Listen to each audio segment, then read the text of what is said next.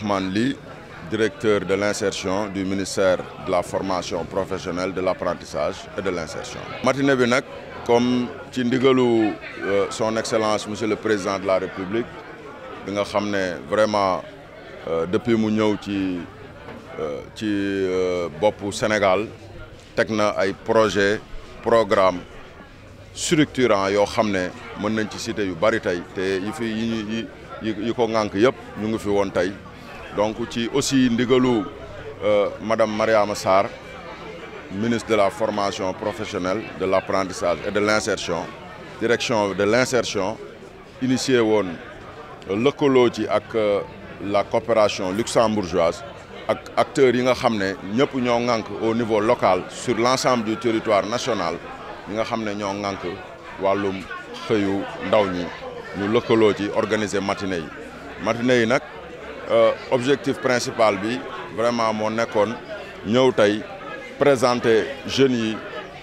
possibilité ak opportunité yi nga xam ne am na avec les dispositifs yëpp ñëw nañ tey daje fi informer jeunes yi ci possibilité yi nga xam ne am nañ ko ci wàllum xëy ci wàllum employabilité maanaam ci wàllum formation donc ci journée bi tey nag dañoo décider aussi octroyer ay bourses de stage yoo xam ne entreprises yi ñoom ci seen bopp ñoo ñëw fii tey ci suba plus de 40 entreprises vraiment ñu leen ci remercier ñëw nañ répondre nañ à l'appel def ay entretien ak jeunes yi ñoom ñooy tànn ci ñi nga xam ne ñoom la ñu bëgg a recruter pour jël leen en stage te incha allahu rabbi jeune bi nga xam ne am na chance su tey am stage bu ñëwee ci entreprise bi góorgóorlu bu contrat bi jeexee besoin bi mën na fa créer wu ñu embaucher ko jël ko signer ko CDI. waaw sant ci yàlla bu baax vraiment di leen ci remercier di wax ne ñoom comprendre nañ li nga xam ne matinée bi tey moo ko tax a jóg parce que information la ñu wax ci opportunité yi nga xam ne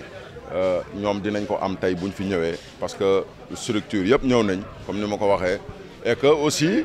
tenter waale seen chance ci entreprise yi nga xam ne du tout le temps la ñu mën a gisante parce que entreprise mën na soxla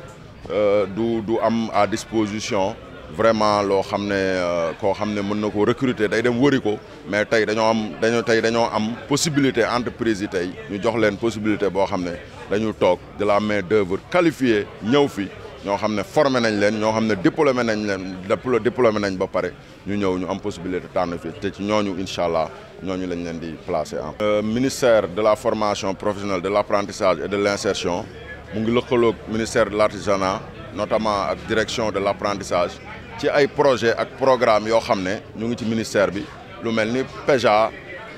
ñu gis leen fii lu ñu mel ni projet 1000 femmes ñu nekk fii ñooñu ñëpp ñu nekk ay projet yoo xam ne projet ministère bi la di yëngu ci wàllum secteur informel bi ak artisan yi nga xam ne formé nañ leen pour yombal seen insertion jërë ngeen jëf